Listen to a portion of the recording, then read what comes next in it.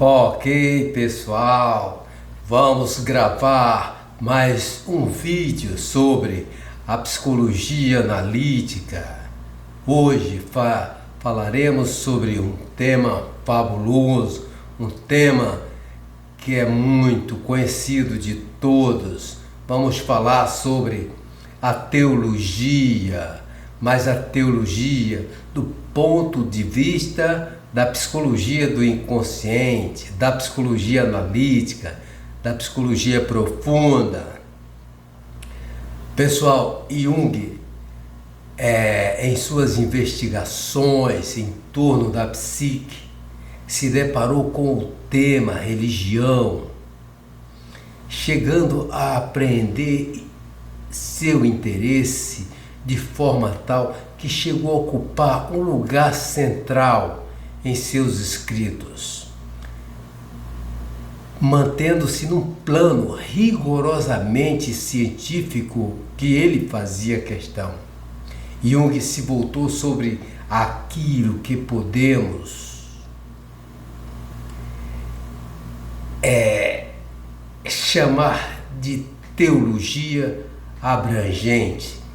Eu falei que ele se voltou sobre aquilo que podemos chamar de fator religioso, no sentido universal, no sentido geral, abrangendo representações religiosas do homem primitivo, desde o homem primitivo, e também as diversas formas de religião, as diversas representações religiosas desde a humanidade que se manifestam nas fases mais avançadas da cultura humana, no meio ambiente, no meio social, na cultura e nas tradições do Ocidente e também do Oriente. Foi a partir dessas investigações que Jung reconheceu efetivamente como conteúdos arquetípicos da alma humana, as representações primordiais coletivas que estão na estrutura profunda da mente humana, uma potencialidade inata que exerce uma função transcendente e impulsiona o ser humano a procurar Deus e com ele se relacionar através da religião. Por isso, pessoal, Jung assevera que existe uma função religiosa na psique do homem. Haja visto que a religião é uma das expressões mais antigas e universais da alma humana. Pessoal, a importância do tema religião, que foi analisado pelo Dr. Carl Gustav Jung através do enfoque psicológico, através da psicologia do inconsciente, adquire maior interesse por ser tratado por Jung, pioneiro insuperado da psicologia profunda. Nesse sentido, Jung entende que todo o tipo de psicologia que se ocupa da estrutura psicológica da personalidade humana deve, no mínimo, constatar que a religião, além de um fenômeno psicológico ou histórico, trata-se também de um tema importante para a grande quantidade de indivíduos. Jung, sobre esse tema, Jung fala sobre a religião como contrapeso à massificação e ressalta os caprichos dos chefes da busca para libertar a ficção do Estado soberano que tendem a minar as bases da religião. Daí, compele o indivíduo a se transformar em função do Estado. Para isso, é preciso transformar esse indivíduo, é preciso eliminar quaisquer outras dependências e condicionamentos a dados reacionais. Porque a religião, pessoal, significa dependência e submissão aos conteúdos irracionais. Porque esses conteúdos irracionais não estão diretamente relacionados às condições físicas e sociais, mas, sobretudo, à psique do indivíduo. Jung diz que as religiões ensinam uma outra autoridade oposta à do mundo. Haja vista que a doutrina que ensina que o indivíduo depende de Deus representa uma exigência tão grande sobre ele quanto a do mundo. E em ambos os casos, pessoal, o indivíduo se aliena de si mesmo quando sucumbe à mentalidade coletiva. Nos dois casos, o indivíduo pode perder sua capacidade de julgar e decidir-se livremente. Dando continuidade, pessoal, a esse pensamento sobre a teologia baseada na psicologia do inconsciente, vamos falar sobre o tema confissão, atrelado ao tema teologia. Jung prefere tratar do tema confissão e não religião, porque a confissão ela admite uma certa convicção coletiva. Por outro lado, a religião exprime uma relação subjetiva, pessoal, com fatores metafísicos, ou seja, extramundanos. A confissão, pessoal, compreende, sobretudo, um credo voltado para o mundo em geral, constituindo assim uma questão intramundana. Já no caso da religião, se trata de uma relação do indivíduo com Deus, como no caso podemos citar o cristianismo, judaísmo, islamismo, ou, pessoal, no caminho da redenção, cito o budismo. Pertencer a uma confissão nem sempre implica uma questão de religiosidade, mas sobretudo uma questão social que nada pode acrescentar à estruturação do indivíduo. Jung cita que a grande desvantagem da confissão, no caso de uma instituição pública, é porque serve a dois senhores ao mesmo tempo. Por um lado, ela nasce da relação do homem com Deus e de outro, tem obrigações para com o Estado, que é muito complicado. Uma atitude ante as condições externas da existência, pessoal, só é possível se existir um ponto de vista alheio a elas.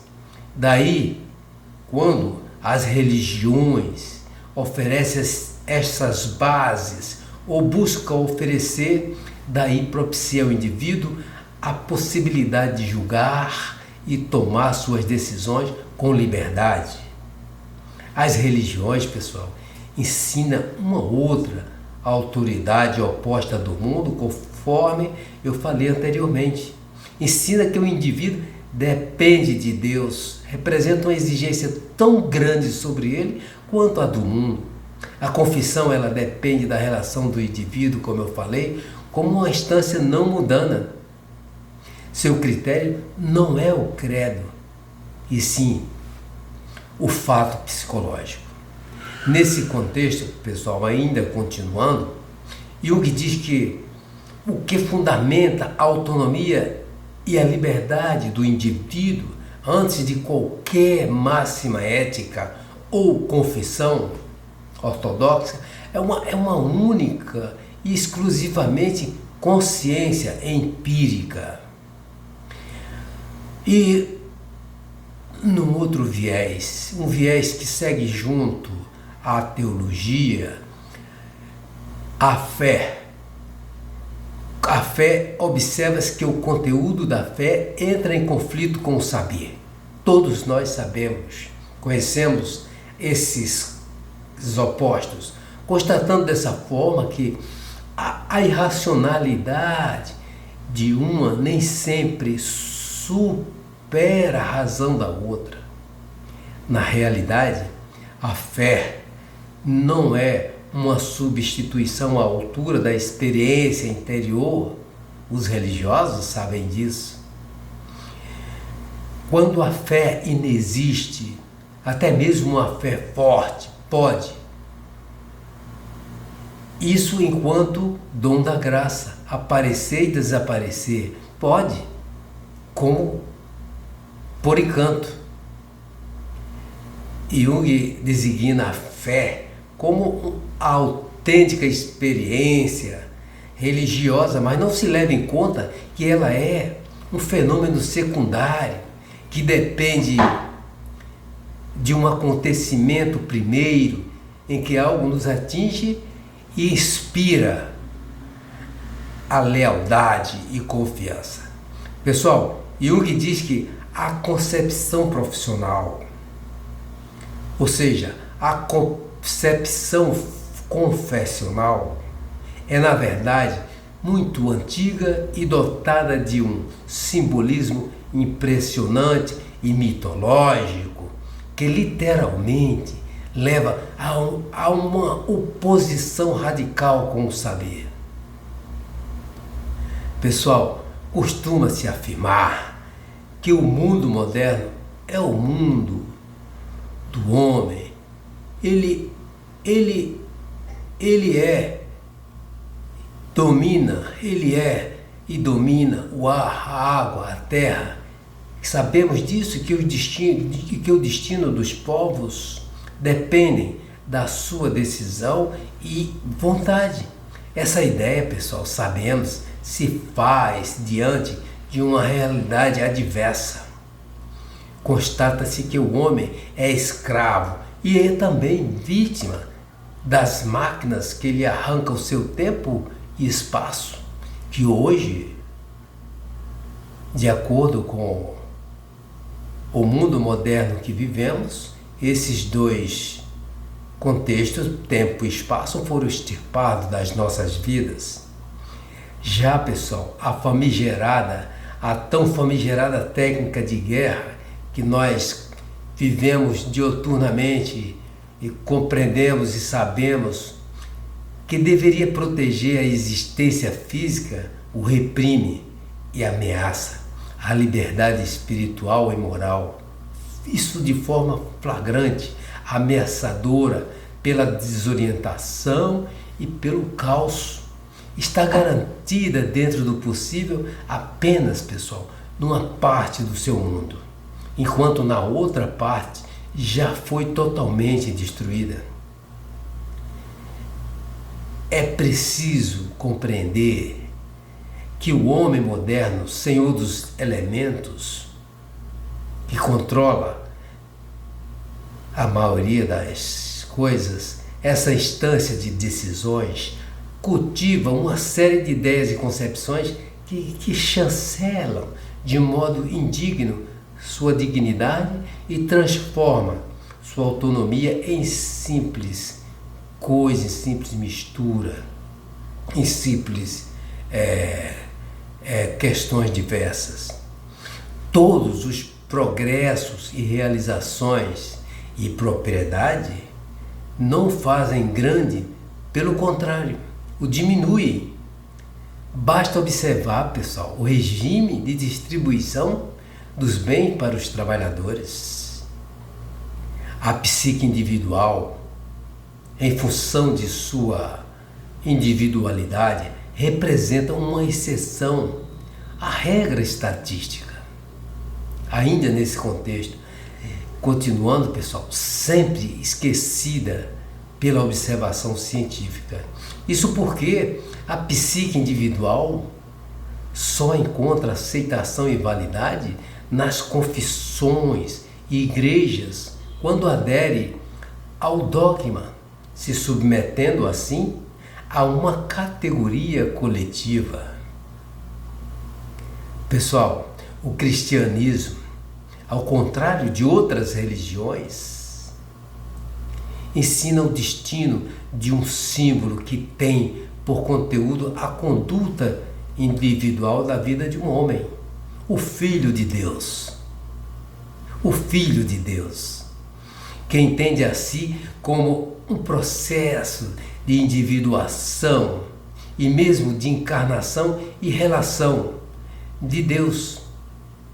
E assim, por isso, Jung diz, se a autonomia não fosse aquela nostalgia secreta de muitos, talvez o indivíduo não tivesse condições de sobreviver moral e espiritualmente à representação coletiva.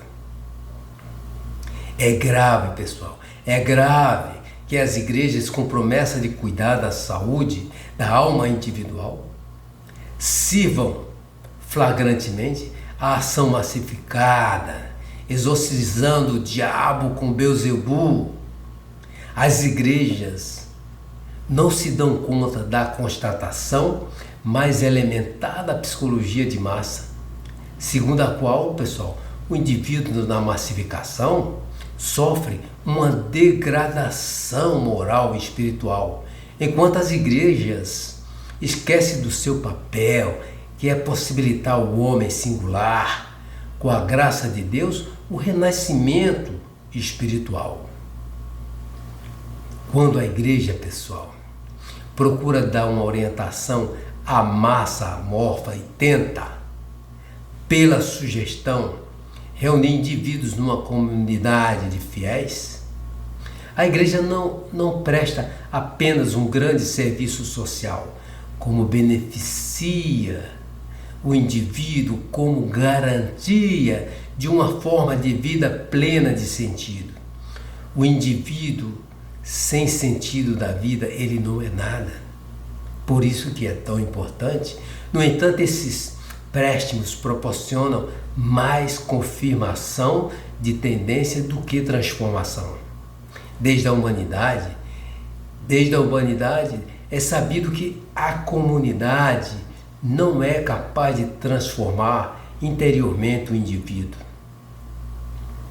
Pessoal, o meio não pode fornecer de maneira imediata aquilo que o homem só pode adquirir através do esforço e do sofrimento. Ao contrário, a sugestão do meio reforça a tendência perigosa de se esperar que a transformação venha de fora. Ao contrário, a transformação não vem de fora, pessoal. Dá apenas uma ilusão de que houve realmente uma transformação profunda e verdadeira na interioridade do homem.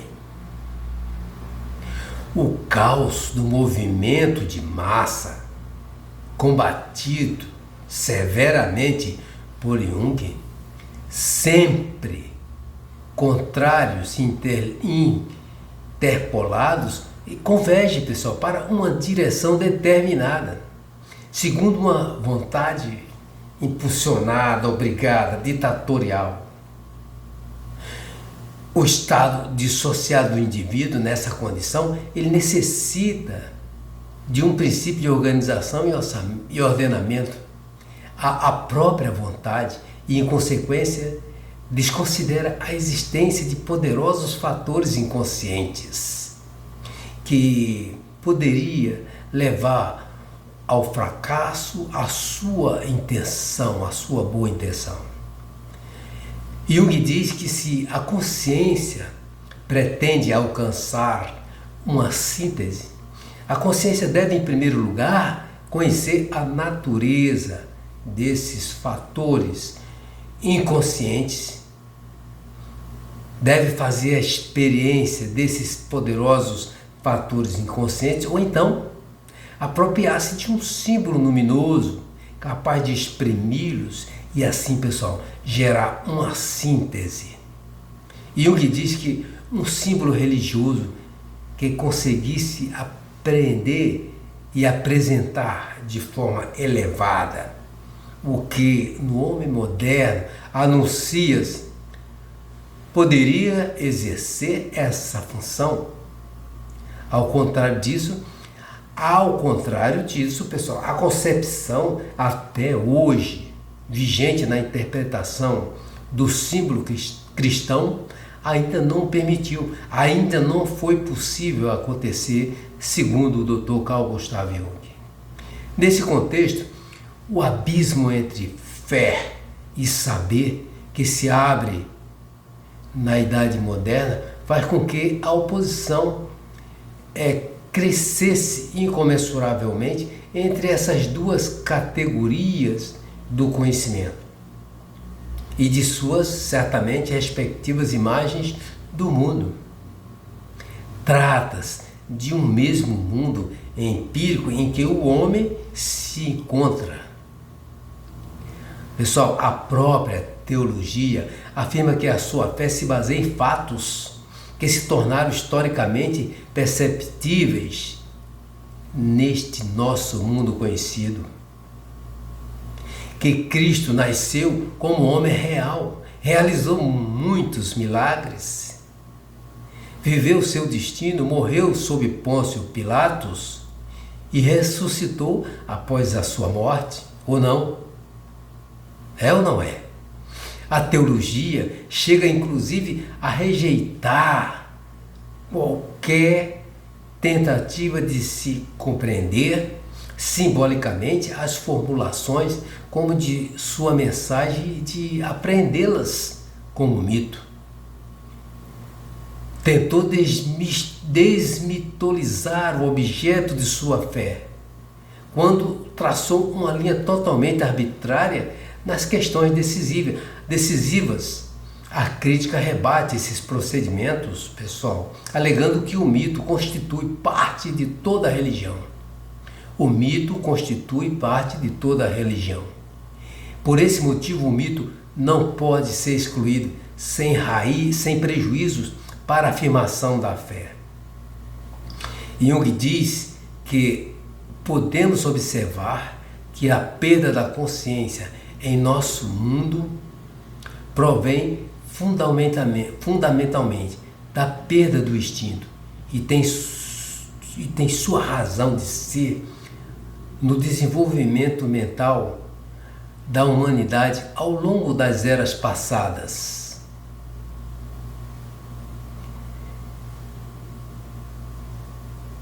Mas, quanto mais o homem conseguiu dominar a natureza, sabemos, lhe subiu à cabeça o orgulho do seu saber e poder, e mais profundo o seu desprezo por tudo que é natural e causal, especialmente pelos dados irracionais.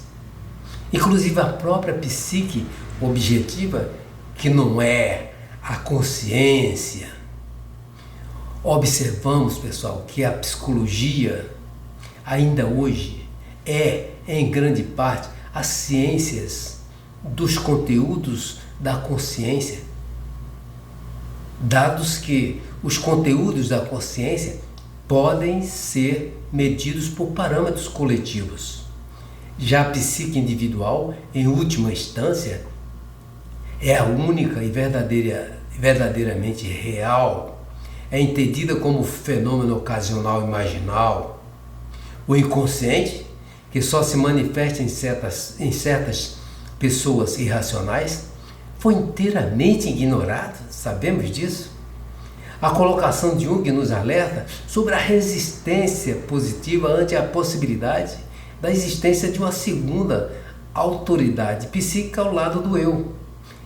E parece muito perigoso o eu em duvidar de sua monarquia. O homem religioso está acostumado com a ideia de não ser o único senhor em sua casa. O homem religioso crê que quem decide em primeiro lugar em sua casa é Deus, sabemos disso, e não ele. Mas quantos ousariam hoje entregar a decisão à vontade de Deus? E os outros tantos que ficariam perplexos em ter que explicar até onde a decisão do próprio Deus? até a decisão parte do próprio Deus. Jung diz que o homem religioso, dentro do que é constatado pela experiência, encontra-se sob a influência direta de uma reação do inconsciente, de uma psicologia do inconsciente. Jung caracteriza esse fato como uma consciência moral. Nesse caso, o mesmo fundo psíquico pode procurar outras reações além das morais. O fiel, pessoal, mede a consciência moral pelos parâmetros éticos tradicionais, isto é, por uma grandeza coletiva, passando a ser sustentado de modo eficaz pela sua igreja. Nesse contexto, pessoal, continuando, Jung ressalta que o lugar de origem de uma fé verdadeira não é a consciência, e sim a experiência religiosa espontânea, que estabelece uma conexão direta entre o sentimento da fé e sua relação com Deus. Jung diz que o homem religioso ele desfruta de uma vantagem com relação à questão crucial de nosso tempo. Ao menos ele tem uma ideia clara de que sua existência subjetiva se funda na relação com Deus, no reverenciar Deus. Nesse contexto, podemos observar que o inconsciente é visto como simples natureza animal, quando não é considerado uma força abaixo da consciência. O inconsciente, pessoal, é algo de extensão e propriedade desconhecidas. Por isso, qualquer interpretação negativa ou que seja positiva fica sem objeto e se desfaz como um preconceito. Esses julgamentos soam bastante estranhos na boca dos cristãos que viram o seu Senhor nascer no estábulo entre os animais domésticos, e o que diz que certamente Jesus teria satisfeito bem mais ao bom gosto se tivesse vindo ao mundo num templo. Já em outro viés, o homem mundano, massificado, ele deposita suas esperanças de uma vivência luminosa na aglomeração de massas. Isso que representa um fundo bem mais imponente do que a alma humana individual. E compartilham dessas lições os próprios cristãos pela igreja. Na opinião generalizada, segundo Jung, pessoal, o homem é aquilo que a sua consciência conhece de si mesmo. Ninguém está fora da negra sombra coletiva da humanidade. Ninguém. Se o crime foi cometido por muitas gerações ou se apenas hoje é que se realiza, isso não altera o fato de que o crime é um sintoma de uma disposição que preexiste em toda parte, de que realmente possuímos imaginação para o mal.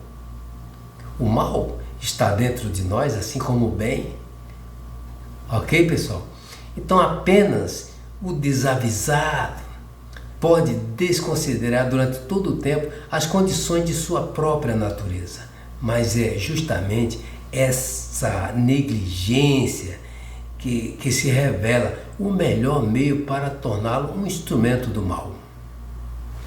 Jung diz que um verdadeiro espírito científico no campo da psicologia deve chegar à conclusão que os processos dinâmicos da psique não podem ser reduzidos a este ou aquele instinto específico, aquele instinto específico, ou aquele ou esse.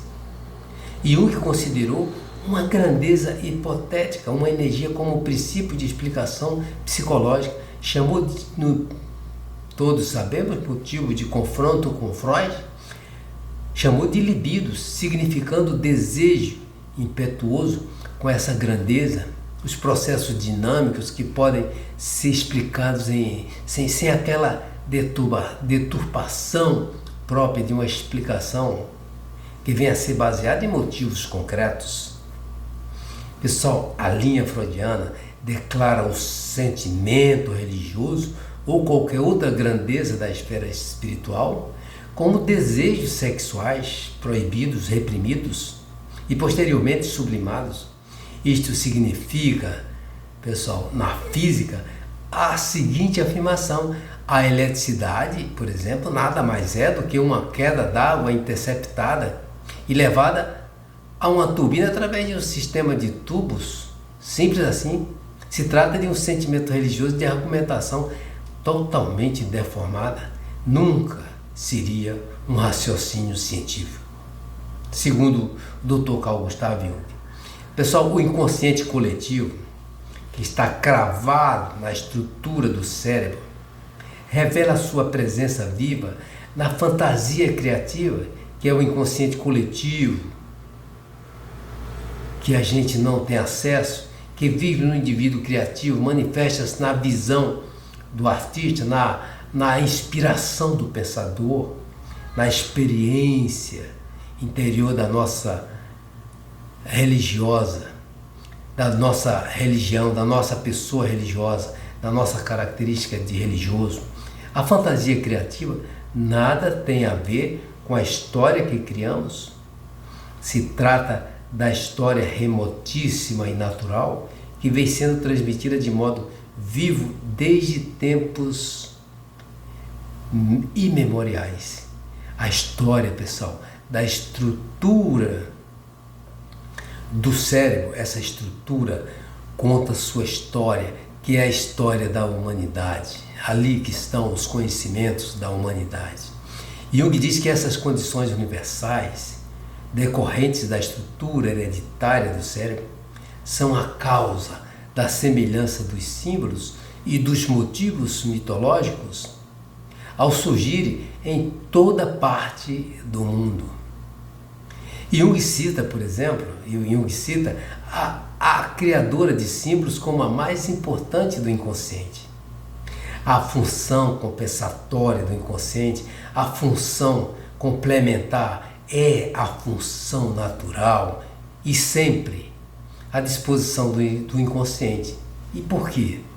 Porque exclui todas as emoções, pensamentos, desejos e tendências passíveis de interferência em nossa vida racional, passando, pessoal, para o pano de fundo e caindo finalmente no inconsciente.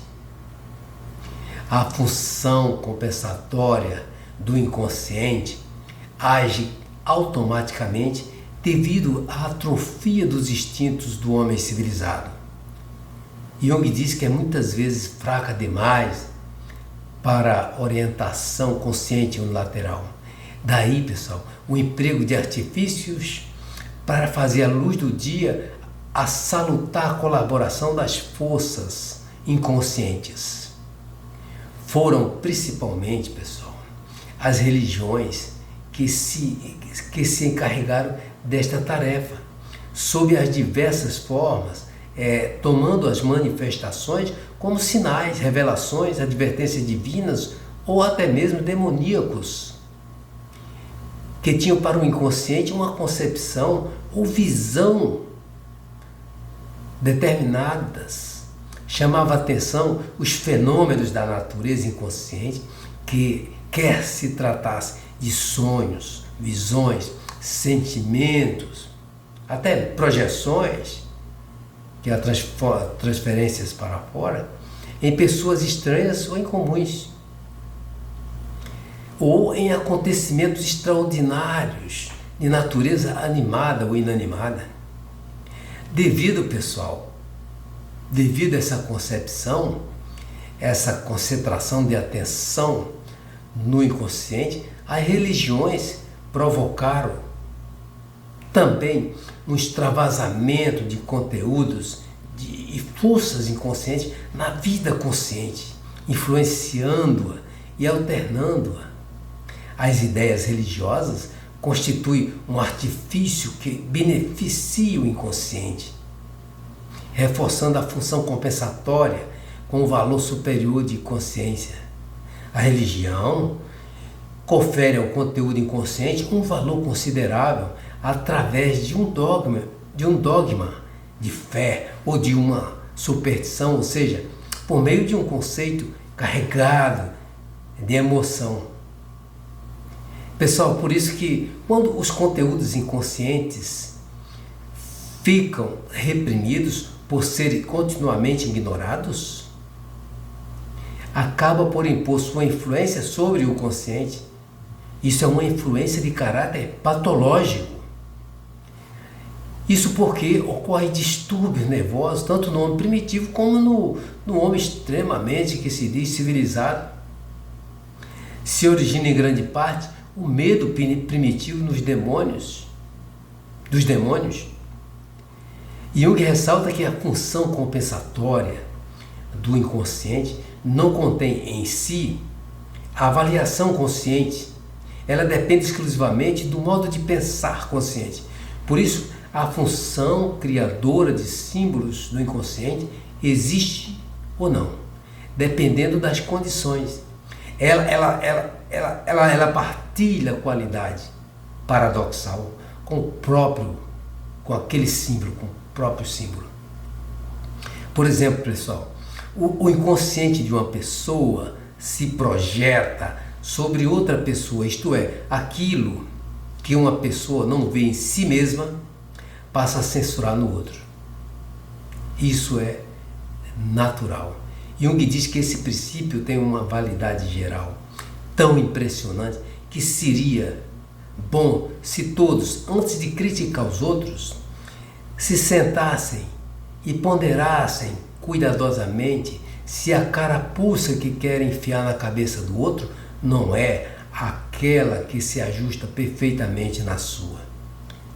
Pessoal, no tangente ao herói, ainda nessa concepção, ainda nesse contexto, que é a encarnação de um desejo muito forte ou de uma aspiração que se busca realizar, nos leva ao motivo do herói.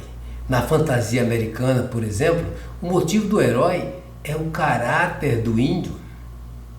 Vejamos que somente os ritos de iniciação dos índios podem se comparar à brutalidade e selvageria de um religioso ou um rigoroso treinamento americano.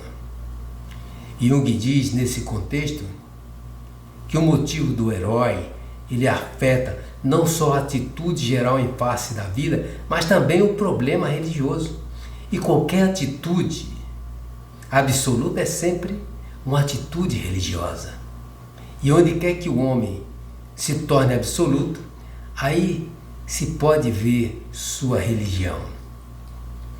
A figura mais importante, sabemos, da religião dos índios é o xamã, médico e conjurador dos espíritos.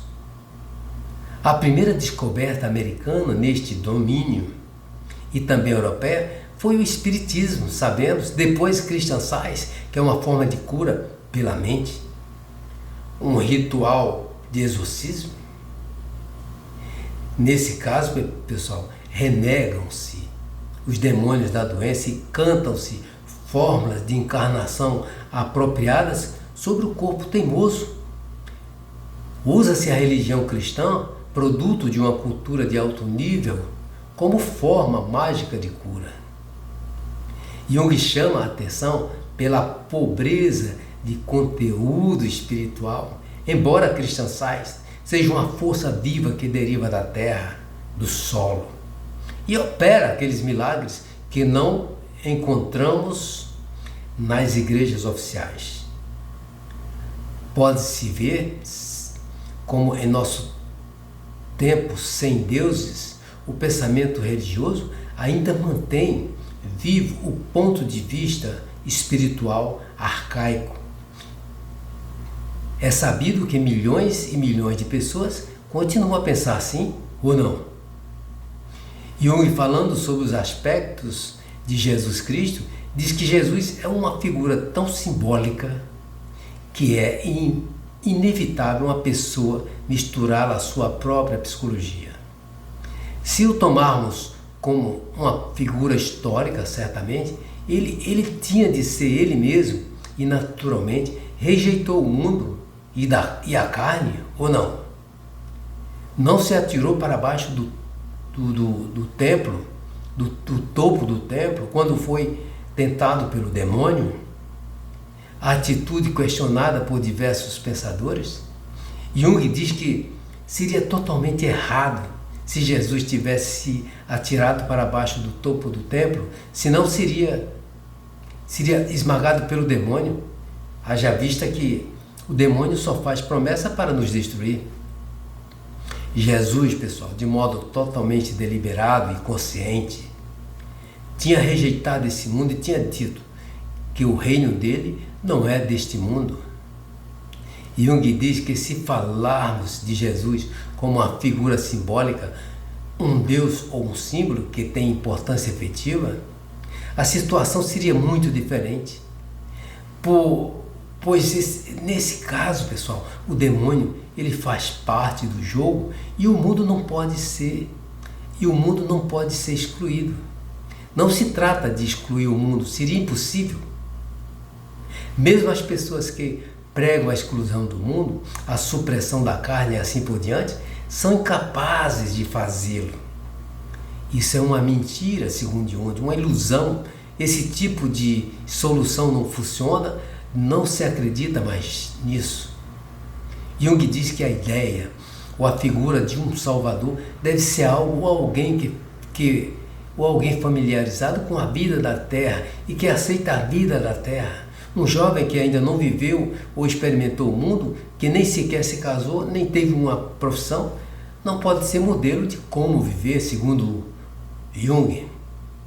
Existe, pessoal, uma passagem na obra de Nietzsche, Assim Falava Zaratustra, que ele diz que Jesus morreu cedo demais, quando ainda era um jovem sem experiência de vida.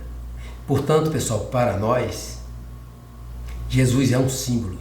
E na medida que se supõe que Jesus seja a chave, a verdadeira chave hermética pela qual os portais dos grandes problemas e segredos são destrancados, então o mundo e o demônio não podem ser excluídos. É claro que o Jesus histórico não existe mais. Falar assim com Jesus significa certamente você já não é cristão, mas um filósofo discutindo com Cristo. Pessoal, por fim, no cristianismo, Cristo é uma entidade com substância. Ele é uma figura histórica antes de tudo, segundo o professor Carl Gustav Jung, e depois uma figura dogmática. É um texto de Deus e nada pode ser dito sobre ele. É isso, pessoal, que temos a falar em um resumo breve sobre a teologia, numa perspectiva, num viés da psicologia do inconsciente.